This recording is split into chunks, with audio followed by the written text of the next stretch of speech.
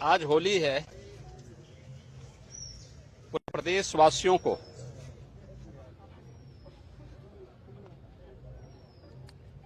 उत्साह और उमंग के इस पावन पर्व की, समरसता के इस पावन पर्व की मैं हृदय से बधाई देता हूं। हजारों वर्षों की इस विरासत को संरक्षित करके भारत की ऋषि परंपरा ने, पूर्वजों ने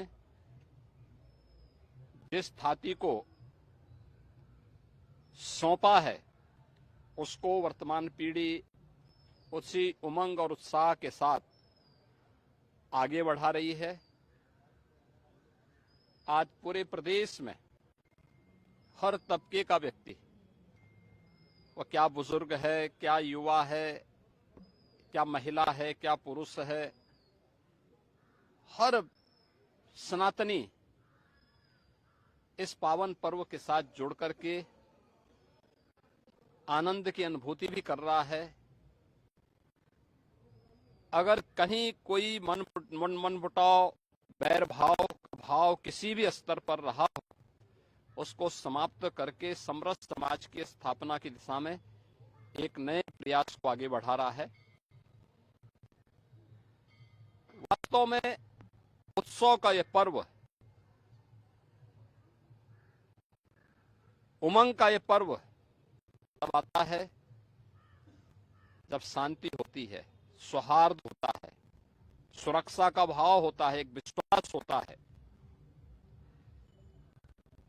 और उत्तर प्रदेश और पूरा देश आज इस विश्वास के साथ आगे बढ़ा है।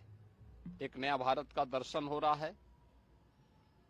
एक नए भारत, जो विकसित भारत बनने की दिशा में अग्रसर हुआ है, आज प्रधानमंत्री मोदी जी के नेतृत्व में मजबूती के साथ विरासत और विकास की प्रक्रिया का हिस्सा बना है। ये हम सब इस बात पर गौरव की अनुभूति कर सकते हैं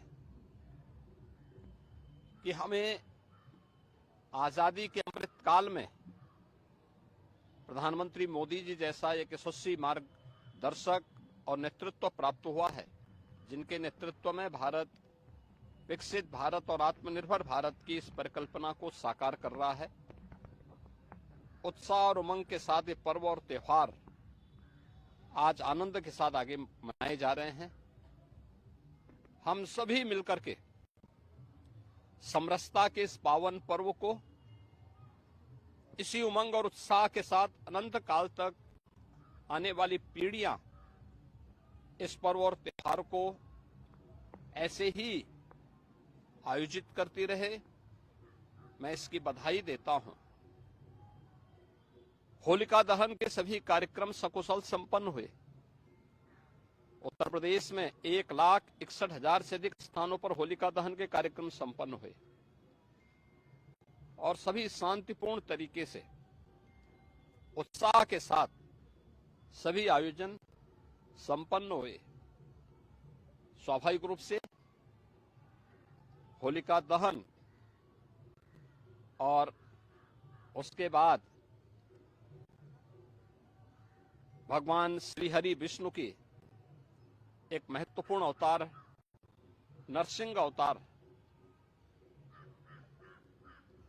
समाज में जहां कहीं भी अराजकता है, अव्यवस्था है, अशांति है,